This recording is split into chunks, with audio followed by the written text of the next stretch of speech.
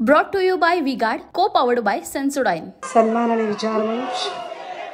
विचारमंचाच्या समोरील आपण सर्व सन्माननीय परिवर्तनाच्या लढ्यात ज्या ज्या महामानवांनी योगदान दिलं त्या सर्व महामानवांना महानायिकांना विनम्र अभिवादन करत, ज्या वंदनीय बाळासाहेबांनी या महाराष्ट्राची सत्तामत्ता अस्मिता अबाधित ठेवण्यासाठी जीवाचं रान केलं, त्या वंदनीय बाळासाहेबांना अभिवादन करत, या मंचावर उपस्थित ठाणे लोकसभा महाविकास आघाडीचे अधिकृत उमेदवार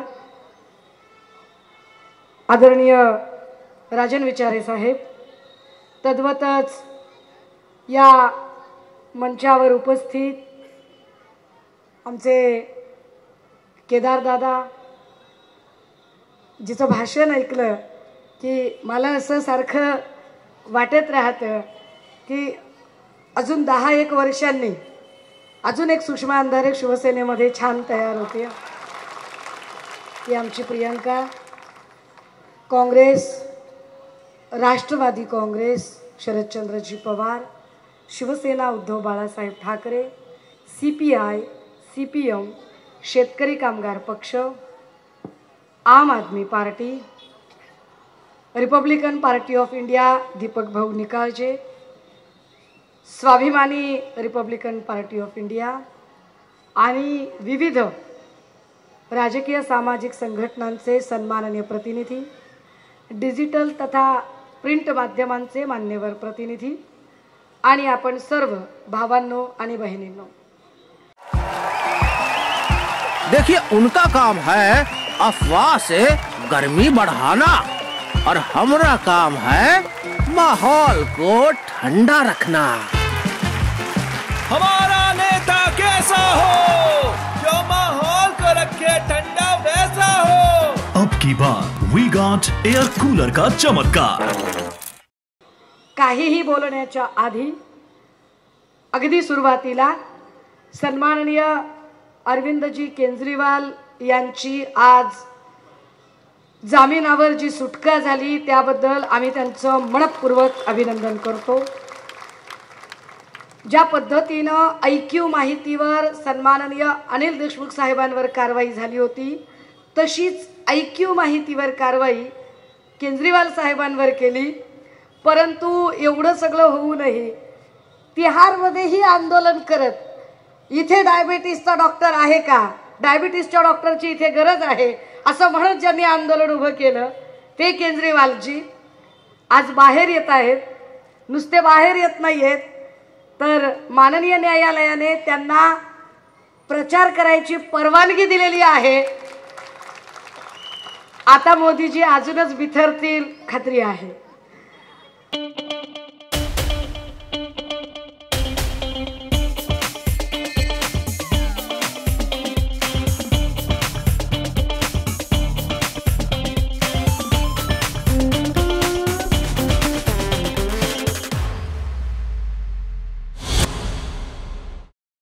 राजे हो, आजची एक दुसरी महत्त्वाची घटना होती. येता येता सहज बातम्या बघितल्या. सन्मान्य वायकर साहेबांनी एका वाहिनीला मुलाखत देताना म्हटलं की माझ्यावर प्रचंड दबाव होता, मला खूप दबाव होता. एकतर मी जेलमध्ये गेलो असतो, नाही तर मला अटक झाली असती. हे फार बोलकं विधान आहे की महायुती काय पद्धतीने माणसं चोरते, माणसं टिपते. कारण अशाच पद्धतीचं काही संविधान आधी अर्जुन खोतकर साहेबांनी केलं होतं. अशाच पद्धतीचं काही संविधान की आता मला शांत झोप लागते, इडीबिडी काही येत नाही असं इंदापूरच्या हर्षवर्धन पाटलांनी विधान केलं होतं. याचाच अर्थ केंद्रीय यंत्रणा काय पद्धतीने स्वायत्त संस्थांचा गैरवापर केला जातो, भाजपा कशा पद्धतीने स्वायत्त यंत्रणांचा गैरवापर करते हे चित्र स्पष्ट करण्यासाठी पुन्हा एकदा वायकर साहेबांचं स्टेटमेंट फार महत्त्वाचं ठरतं. झिंझिण्यांपासून त्वरित आराम मिळवा सेन्सोडाइन रॅपिड रिलीफ बरोबर. वायकर साहेबांनी असंही म्हटलं की मातोश्रीवर मी इतकी वर्ष निष्ठा वाहिलेली आहे, त्यामुळे माझी इच्छा नव्हती इकडे यायची. मलाच माहिती की माझ्या मनावर किती मोठं ओझं ठेवून मी प्रवेश केला. याचा अर्थच असा आहे की आत्ता त्यांना दिलेली उमेदवारी ही त्यांना अजिबात नको आहे, त्यांना लढायची इच्छा नाही आहे. आणि हा एका अर्थाने सिग्नल आहे की मशाल घेऊन उभा असलेला आमचा उमेदवार, याला तुम्ही मतदान करा, हे वायकर साहेबांनी स्पष्ट केलेलं आहे. आता जरा अजून पुढे जाऊया. खरं म्हणजे इतक्या काही घडामोडी घडत आहेत, इतकं काही काही होत आहे. बऱ्याच जणांना वाटत असेल ताई जरा नरूभाऊवर बोला की, तर बोलूया, एवढं काही नाही, बोलूया. पण मी मागे एकदा मुक्त संवाद मध्ये पण मी काही मुद्द्यांवरती बोलले होते बरं का. आणि आपण तेव्हाही सांगितलं होतं आपल्याला काही झंगूर मंगूर लोकांवर बोलण्यात फार इंटरेस्ट नसतो, त्यामुळे त्याच्यावरही काहीतरी मांडूया. पण हे सगळं चालू असताना इथे काहीतरी चिठ्ठी अजून एक आहे, चिठ्ठीवर काहीतरी लिहिलंय म्हात्रेंवर. कोण म्हणजे मला माहित नाही या कोण म्हात्रे, या त्याच बाई आहेत का त्या काही ते दांडा वगैरे असं काहीतरी दांडेवाला, म्हणजे ह्या त्याच आहेत ना. ते काहीतरी आशीर्वाद यात्रा आणि ते रॅलीमध्ये काहीतरी व्हिडिओ व्हायरल झाला होता. बहुतेक ते प्रकाश सुर्वे होते बहुतेक, म्हणजे मला काही माहित नाही. असं जाऊ दे, आपण नको याच्यावर नको बोलायला. आपली पातळी आपण नको घसरूया, जाऊ दे, मरू दे, नाही बोलायचं त्याच्यावर. आपल्याला आपली पातळी नाही घसरवायची आहे की नाही, त्यांना त्यांची पातळी राहू देत. पण हे सगळं एक एक घटना घडत असताना मोदीजी 3 टप्प्यातली मतदानं झाली बघा. 3 टप्पे झालेत आतापर्यंत. 3 टप्प्याच्या मतदानानंतर मोठमोठे विश्लेषक सांगताहेत की महाराष्ट्रात प्रचंड मोठी मोदी विरोधातली लाट आहे आणि त्यामुळे मोदी आणि एकूण भाजपा बिथरलेली आहे. आता बिथरलेले लोक वेगवेगळ्या प्रकारची विधानं करत आहेत. बिथरलेल्या लोकांनी वेगवेगळे स्टेटमेंट करायला सुरुवात केली आहे. म्हणजे जे मोदीजी आधी सांगत होते असली नकली कोण आहे, ते म्हणत होते की आम्ही असली शिवसेनेसोबत आहोत. मग असली शिवसेना म्हटलं की इकडे शिंदे साहेब फुरफुरल्यासारखे करत होते. शिंदे साहेबांना वाटलं अरे आपणच असली आहोत. शिंदे साहेबांना स्वतःला कधीच का बरं प्रश्न पडला नसेल की जेव्हा कधी शिवसेनेसोबत जागा वाटपाची चर्चा होत होती तेव्हा जेव्हा कधी जागा वाटपाची चर्चा झाली तेव्हा म्हणजे ज्या काळात अडवाणीजी आणि वाजपेयीजी होते, मुंडे साहेब आणि गडकरी साहेब प्रतिनिधित्व करायचे, तेव्हाही जागा वाटपाच्या चर्चेच्यासाठी ही सगळी मंडळी मातोश्रीचे उंबरे झिजवायची. वंदनीय बाळासाहेबांच्या नंतर पक्षाची धुरा सन्माननीय पक्षप्रमुख उद्धव साहेबांनी सांभाळली आणि आत्ता मोदी असतील, शहा असतील, फडणवीस असतील किंवा बाकीचे झंगूर मंगूर असतील, हे सगळे पुन्हा एकदा मातोश्रीचे उंबरटे झिजवत होते. 2019ला झिजवले, आपण सगळ्यांनी बघितलं. आता जर मोदींचं असं म्हणणं असेल की नाही म्हणे आम्ही असली शिवसेनेच्या सोबत आहोत आणि फुरफुरले तिकडे शिंदे साहेब, जर शिंदे साहेब असली शिवसेना प्रमुख असतील तर मग जागा वाटपाची चर्चा करायला या सगळ्या लोकांनी टेंभी नाक्यावर जायला पाहिजे होतं की नाही गेले ते टेंभी नाक्यावर. ह्याच्यातलं कुणीच टेंभी नाक्यावर गेलं नाही. उलट टेंभी नाक्याच्या माणसाला तिकडं मुजरे करायला दिल्लीला बोलावून घेतलं आणि शिंदे साहेबांचं आपल्याला म्हणजे वाईट वाटतं ना, आपला भाऊ आहे ना, असं कसं वाईट वाटतं आपल्याला आपल्या भावाबद्दल. आपल्या भाच्याची कुणी दुरावस्था केली आपल्याला वाईट वाटतं की किती वाईट परिस्थिती. कसला शिवसेना प्रमुख म्हणावा अशा माणसाला की स्वतःच्या पोराचं तिकीट जाहीर करता येत नाही. स्वतःच्या पोराचं म्हणजे श्रीकांत शिंदेची उमेदवारी ही फडणवीसांना जाहीर करावी लागली, इथपर्यंत दुरावस्था येऊन पोहोचली, तरीही आपलं काही म्हणणं नाही बाबा, असं मरू दे, काय त्यांचं व्हायचं ते होऊ दे.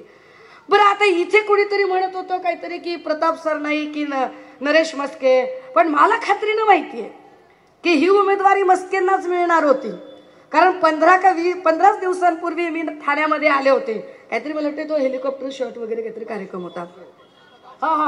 हा शो होता, तुम्ही सगळ्यांनी बघितलं असेल. मी आणि नरूभाऊ बोलतच बसलेलो होतो आणि ते नरूभाऊच सांगत होते आपल्याला, भाऊ आहे हो, जाऊ दे काही काय असेल ना, भाऊ काय म्हणले ते, तर नरेश म्हस्के असं सांगत होते की प्रताप सरनाईक कोण हो म्हणले माझ्या पुढे, चिल्लर माणूस आहे म्हणले. प्रताप सरनाईक चिल्लर माणूस आहे माझ्या पुढे. अहो मी आणलं म्हणले प्रताप सरनाईकाला. अहो म्हटलं पण त्यांना उमेदवारी मिळणार आहे ना, काहीतरीच बोलता म्हणले. मलाच उमेदवारी मिळणार आहे, तुम्हाला लिहून घ्या म्हणले मलाच उमेदवारी मिळणार आहे. त्यामुळे 15 दिवस आधीच आपल्याला कळलं होतं की उमेदवारी त्यांना, अर्थात त्यांनी अजून फार फार काही काही सांगितलेलं होतं. पण असो असो असो आपल्याला त्याही खोलात जायचं नाही. तर अशा पद्धतीने प्रताप सरनाईकांना चिल्लर म्हणणारे नरेश म्हस्के, आता हे प्रताप सरनाईकांच्या समर्थकांनी बाबा विचार करावा की काय काय चाललंय आणि काय काय नाही. आम्हाला फार त्याच्यात जायचं नाही. बरं, त्याच्याही पुढे जाऊन हे तेच म्हस्के ते गोल्डन गँग काहीतरी चालायचं इकडे. त्या गोल्डन गँगचे प्रतिनिधी, गोल्डन गँगचा प्रमुख, काय भानगडी काय नाही. आता हे गोल्डन गँग मला आठवलं नसतं बरं का. मला आठवायचं एक कारण आहे.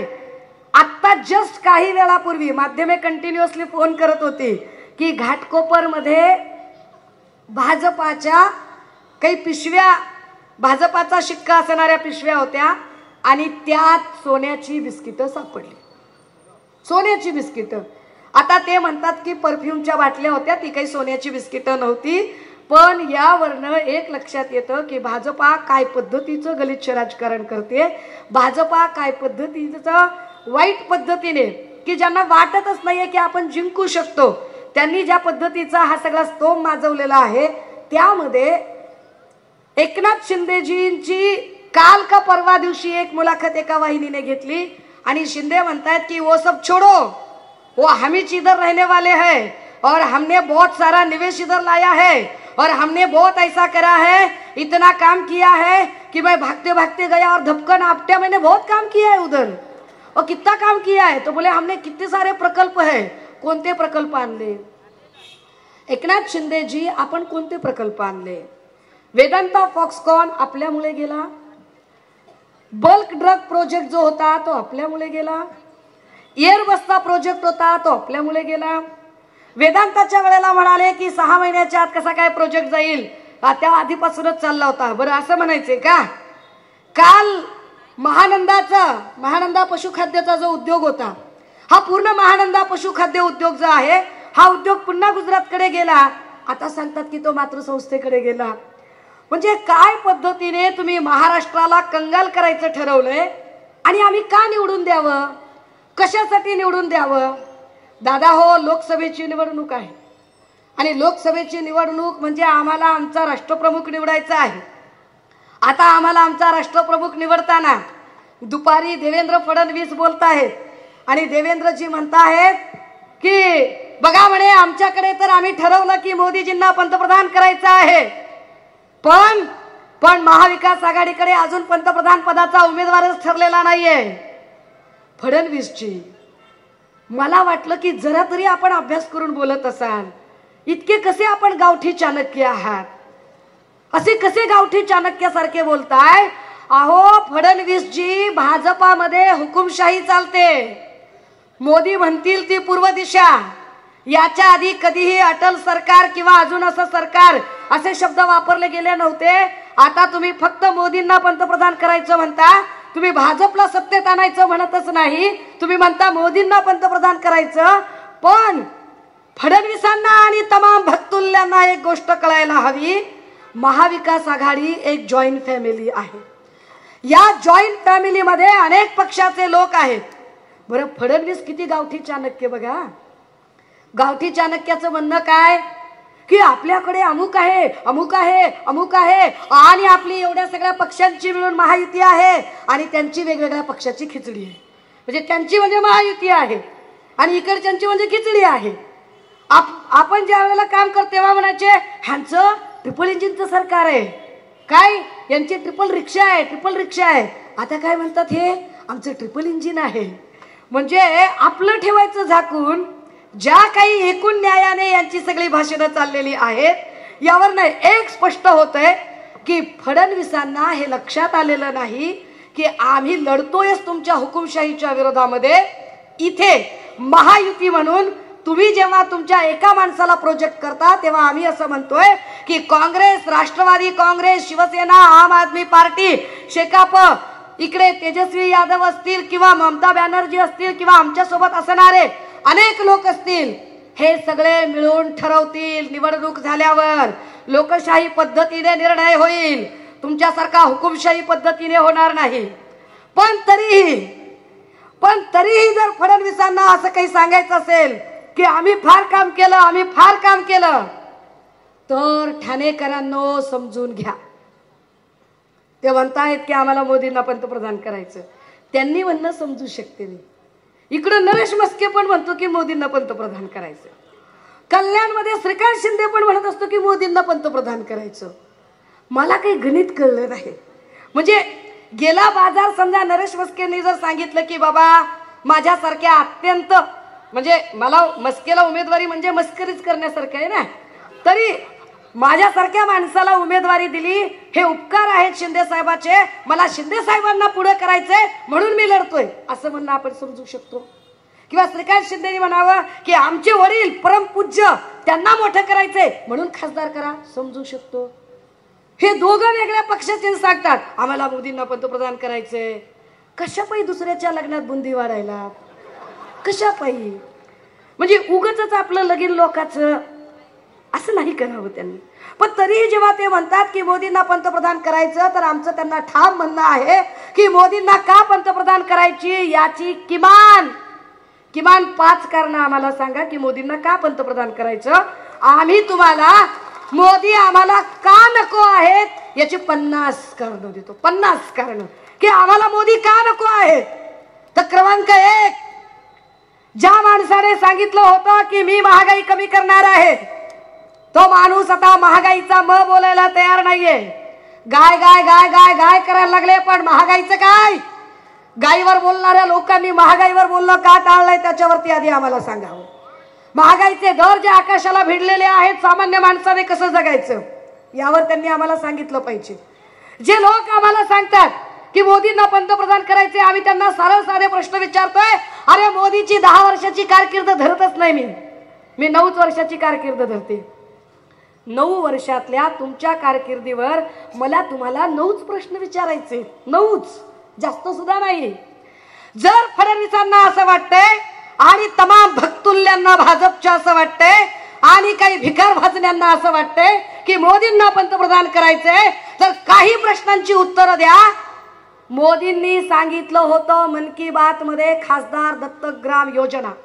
म्हणजे काय की भाजपचा प्रत्येक खासदार एक गाव दत्तक घेईल आणि त्या गावाचा कायापालट करेल.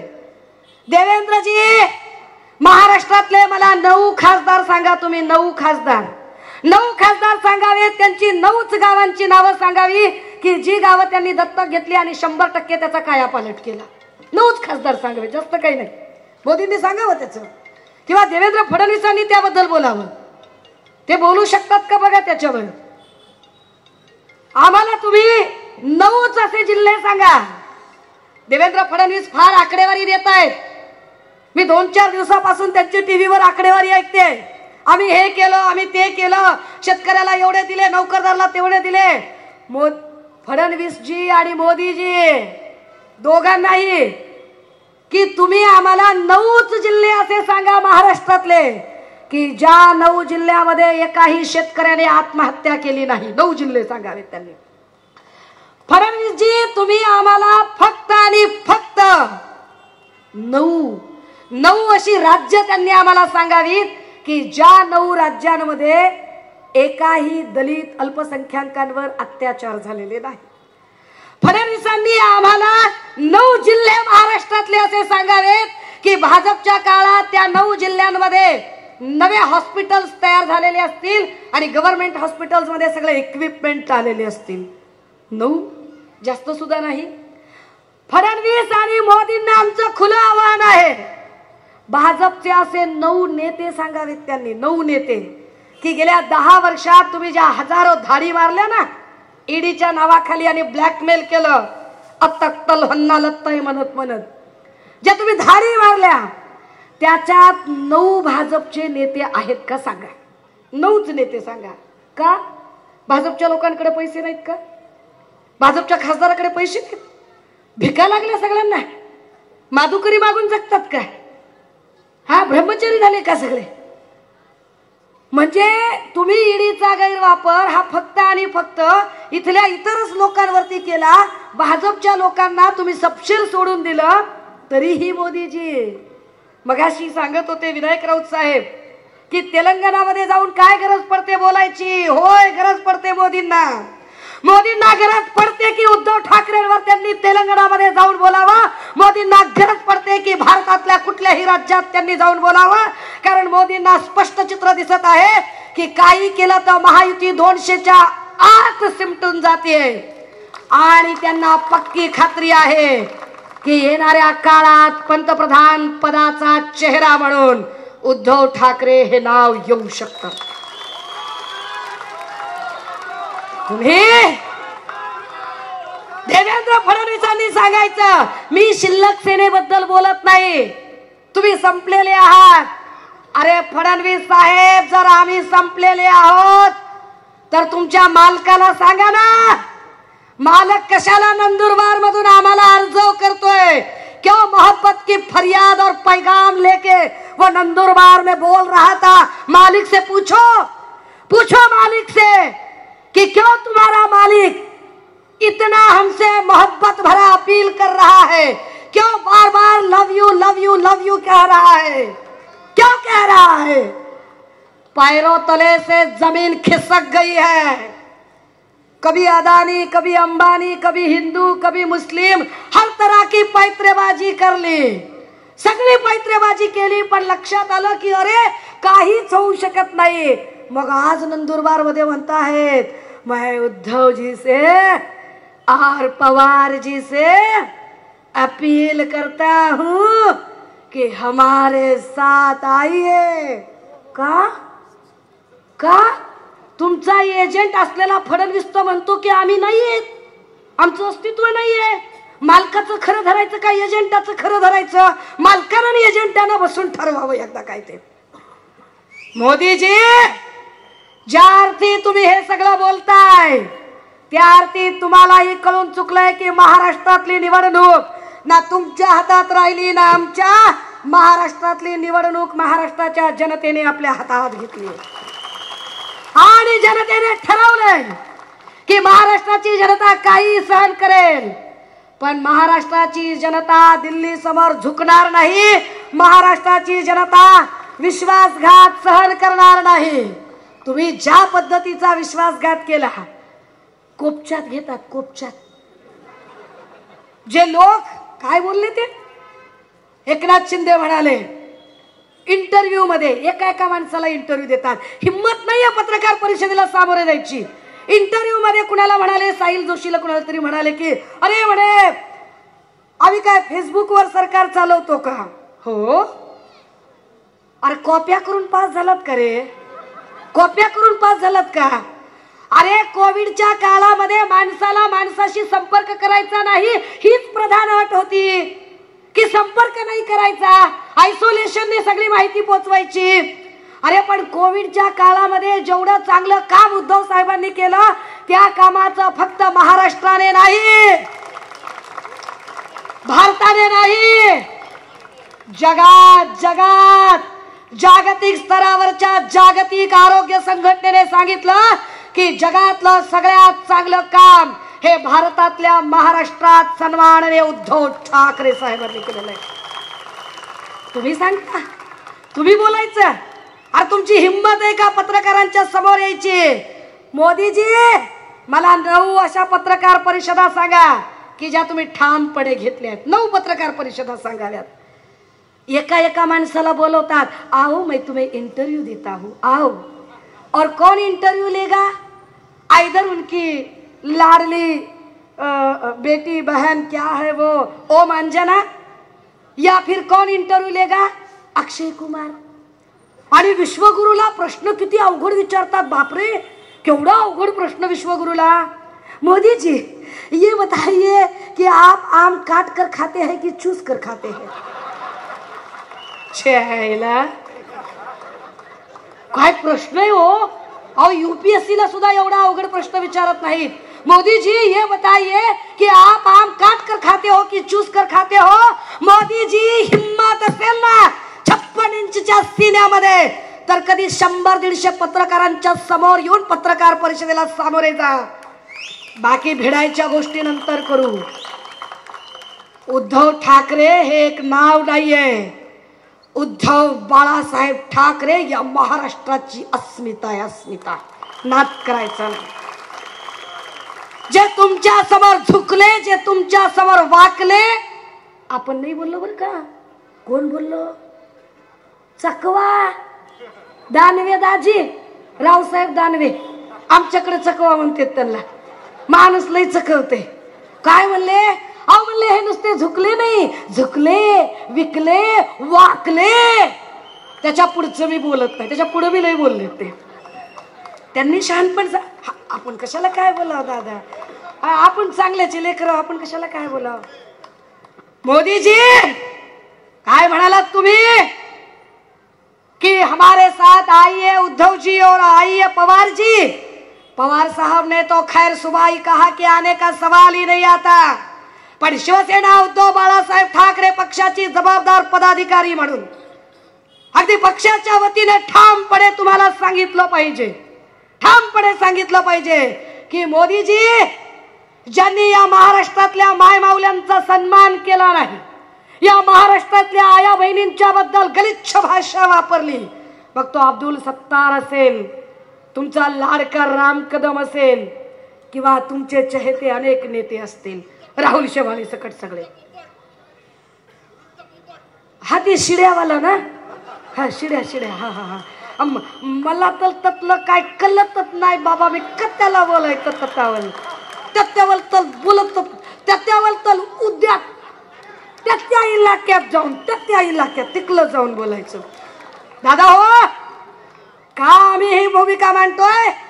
या पक्षाची जबाबदार पदाधिकारी म्हणून सांगितलं पाहिजे, ज्यांनी महिलांचा अवमान केला, ज्यांनी शेतकऱ्यांचा तळतळाट घेतला, ज्यांनी शेतकरी आंदोलनामध्ये शेतकऱ्यांच्या रस्त्यामध्ये खिळे ठोकले, ज्यांनी केजरीवाल, अनिल देशमुख किंवा संजय राऊत साहेबांसारख्या लोकांना कारागृहामध्ये टाकलं, ज्यांनी इथल्या बेरोजगार तरुणांचे जथ्थे वाढवले, ज्यांनी इथे कळवा असेल, घाटकोपर असेल, तिकडे नांदेडचं शासकीय रुग्णालय असेल किंवा संभाजीनगरचं घाटी असेल, इथे 30 पेक्षा एका रात्रीत मृत्यू घडवले, ज्यांनी न्याय मागायला गेलेल्या बारसू रिफायनरीतले आंदोलक असतील किंवा देहूचे वारकरी असतील किंवा अंतरवली सराटीतला आमचा मराठा भाऊ असेल, यांच्यावर लाठी हल्ला केला, आणि ज्यांनी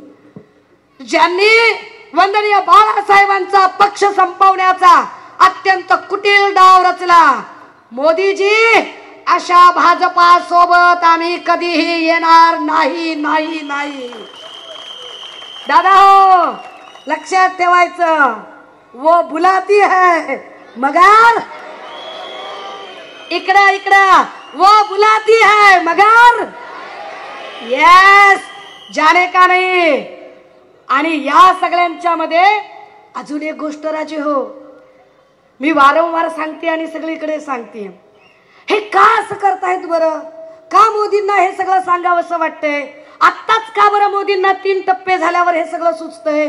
तर त्याची कारणं आहेत. मोदींना हे आत्ताच सगळं सुचतंय कारण मोदींनी सगळं करून बघितलं. आधी मंगळसूत्राचा मुद्दा काढला. कोण बोलतंय मंगळसूत्रावर? कोण? ज्याला मंगळसूत्राचं महत्वच कळत नाही तो, त्याने बोलावं, त्यांनी सांगावं आम्हाला बोलतोय कोण. मग त्यांनी हिंदू मुस्लिम करून बघितलं. काय म्हणाले? वो ज्यादा बच्चे पैदा करने वाले लोग. काय मोदीजी, पंतप्रधान पदावरच्या व्यक्तीला ही भाषा शोभत नाही.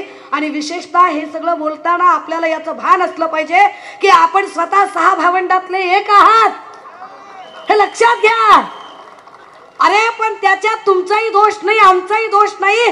30-40 वर्षांच्या पूर्वी कुठल्याही लसी जेव्हा विकसित नव्हत्या त्यावेळेला परिस्थिती अशी होती की एकापेक्षा जास्त मुलं जन्माला घातली जायची कारण साथीच्या रोगात माणसं मरायची. आता वैद्यकशास्त्र प्रगत झालेलं आहे, त्यामुळे आता काही प्रॉब्लेमच नाहीये. पण यावरून तुम्ही धार्मिक किती तेढ निर्माण केली. पण एवढी सगळी धार्मिक वक्तव्य केली तरी फरक पडला नाही, तरी फरक पडला नाही. मग त्यांना हे सगळं बोलण्याची गरज पडतीये.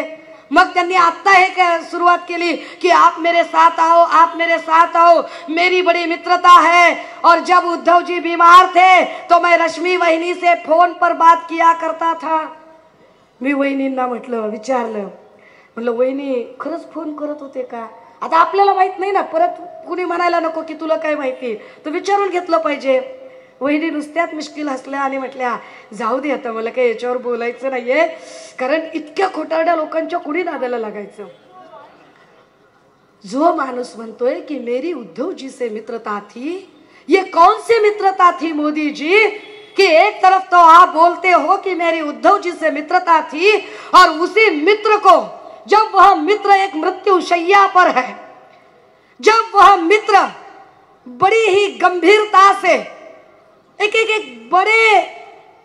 बड़ी बीमारी से जूझ रहा है, तभी उसका राजपाट खींचने के लिए आप उसी के कुछ लोगों को अलग अलग तरह से अपनी ओर खींचते हो. आपको पता ही नहीं था? अगर ऐसी मित्रता होगी जो धोखेबाजी से भरी है, तो शायद ऐसी मित्रता मोदी जी आपके वहां रहती होगी. ये महाराष्ट्र है, और महाराष्ट्र में छत्रपती शिवराय जी का मर्द मावला रहता है. जी आम्ही माणसं शब्दासाठी जीव देणारी माणसं आहोत, प्राण जाय पर वचन न जाय असं म्हणणारी आम्ही माणसं आहोत. दादा हो, आपल्याला काय ही निवडणूक महत्वाची आहे. राऊत साहेब बोलले ते योग्य बोलले की एक खासदार निवडून द्यायचा म्हणून नाही, कारण खासदारकीचा आणि आमदारकीचा आम्हाला अप्रूपच नाही. मुख्यमंत्री पद जिथे आम्ही सहज सोडलं होतं, 2 वेळा खासदार झालेत राजन दादा, आणि तिसऱ्यांदा होणार त्याच्याबद्दल काही वादच नाही. मी तर 10 वेळा मीडियाला सांगितलं, BBC मराठी पासून ते प्रिंट पर्यंत सगळ्यांना सांगितलं की साक्षात मोदींनी जरी फॉर्म भरला तरी इथे राजन विचारेच निवडून येणार. आम्हाला तो विश्वास आहे. का वाजवताय? मला मगापासून कळलं की शिट्ट्या का चालल्या. आता ह्या सगळ्यांच्या मध्ये आम्हाला का नकोय, पण ही निवडणूक का गरजेची आहे? दादा हो, गेल्या 10 वर्षात कायदे सुव्यवस्थेचे 3, 13, 9, 18 करून टाकले. घटना बदलण्याची भाषा सुरू झाली. ज्या पद्धतीने हे वन नेशन वन इलेक्शन म्हणतात, म्हणजे एका अर्थाने घटना बदलण्याचा अजेंडा आहे. पोलिसांचा कसलाच धाक नाही. कल्याण आणि ठाण्यामध्ये सगळ्यात राज्यातला सगळ्यात मोठा जो क्राईम रेट आहे तो कल्याण आणि ठाण्यामध्ये आहे. पोलिसांचा कुठे धाक? अरे कधी काळी लोक मारामारी करायचे, खून पाडायचे, पण कुठे निर्जन अंधाऱ्या रस्त्यात करत असतील. आता परिस्थिती काय? फेसबुक लाईव्ह करून मारायला लागले. पोलीस स्टेशन मध्ये निवडणुकीत मारामारी, फेसबुक लाईव्ह करून मारामारी, आणि पोलीस स्टेशन मध्ये गोळीबार सुरू झाला. कसा पोलिसांचा धाक राहील? एक नितेश राणे सारखा पोरगा उभा राहतो आणि तो म्हणतो काय करणार आहात रे, काय करायचंय ते करा, आपला बाप सागर बंगल्यावर थांबलेला आहे. नितेश राणे, अरे कसं काय शक्य आहे की तुमचा बाप सागर बंगल्यावर? मला वाटलं नारायण भाऊचा पत्ता कणकवलीचा आहे. म्हटलं काही चुकलं असेल तर चेक करावं, तर नाही, तसं नाहीये. सागर बंगल्यावर देवेंद्र भाऊच राहतात. नारायण भाऊच्या जीवाला काय वाटेल? काय वाटेल त्यांच्या जीवाला? दादा हो, आणि तेच पुन्हा सांगतात. जेव्हा पोलीस रेकॉर्ड करायला लागले तर पोलिसांना त्यांनी सांगितलं, काय म्हणतात ते पोलिसांना? ते म्हणतायत की काय रेकॉर्ड करायचंय ते करा रे, फार फार तर काय कराल, माझा व्हिडिओ काढाल आणि फार फार तर आपल्या बायकोला नेऊन दाखवाल. पोलिसांबद्दलची भाषा हा वर्दीचा अपमान आहे, हा कायद्याचा अपमान आहे. हा अपमान करणाऱ्या लोकांना जागा दाखवली पाहिजे. कोण नितेश राणे त्याचा काय म्हणून कुणी व्हिडिओ काढावा? असा कोण तू चिकना बाण तर नाहीस की तुझा व्हिडिओ काढून कुठं दाखवावा? अरे सुरू झालं म्हणता म्हणता संपते. काय संबंध आहे? काय संबंध आहे? राजे हो, बिथरल्यासारखे बोलतायत सगळे, आणि सगळी जाहिरात आहे बरं का, लक्षात घ्या. हे कुठेच नाहीये. देशात तर हे 200 पार जात नाहीत, पण राज्यातलं जबाबदारीने सांगते. मी गेली 40 दिवस झालं फिरते. भंडारा, गडचिरोली, चंद्रपूर, गोंदिया, रामटेक, नागपूर, वर्धा, यवतमाळ, बुलढाणा, हिंगोली, वाशिम, परभणी, धाराशिव, सोलापूर, माढा, हातकणंगले, कोल्हापूर, सांगली, रायगड, सिंधुदुर्ग, रत्नागिरी, महाड, मंडणगड, इकडे बारामती, संभाजीनगर, आणि अक्षरशः या सगळ्या ठाणे आणि सगळ्या परिसरात जेव्हा फिरते तेव्हा लक्षात येते की महाविकास आघाडी 30 ते 35+ प्रदर्शन करतील. आता तरी सुद्धा जे चित्र दाखवलं जात आहे ते जाहिरातीचं आहे. आणि तुम्हाला माहिती आहे की जाहिराती नेहमी वाईट गोष्टीच्या असतात. जाहिरात चांगल्या पुस्तकाची होत नाही, जाहिरात तुपाची होत नाही, जाहिरात बदामाची होत नाही. तुम्ही जेव्हा नेटफ्लिक्स किंवा अमेझॉन बघता, स्क्रोल करता, तेव्हा जी जाहिरात येते त्या जाहिरातीवर असतं काय असतं? जंगली रमी पे आओ ना महाराज. जाहिरात काय आहे? बोलो जुबा केसरी. जाहिरात काय आहे? खूब जमेगा रंग जब मिल बैठेंगे 3 यार, आप मैं और बैक पाइपर. दादा हो, जाहिरात वाईट गोष्टींची असते. मोदींच्या जाहिराती जास्त दिसतायत कारण मोदी वाईट विचारांचे आहेत. त्यांचा विचार जाती धर्मात विष पसरवणारा आहे. शेवटचं सांगितलं पाहिजे की आम्हाला जाती धर्मात सलोखा हवा आहे, शांतता हवी आहे. आणि म्हणून या भागात ब्लॅकमेलर, खंडणीखोर, वसुली करणारा, एजंटगिरी करणारा, पक्ष फोडणारा, चापलुसी करणारा उमेदवार नाही, तर धर्मवीर आनंद दिघेंचा पट्ट शिष्य आणि सन्माननीय वंदनीय बाळासाहेबांशी निष्ठा राखणाऱ्या राजन विचारे साहेबांना आम्हाला निवडून द्यायचं आहे. थांबते, रजा घेते. जय हिंद, जय Maharashtra. Brought to you by V-Guard, co-powered by Sensodyne.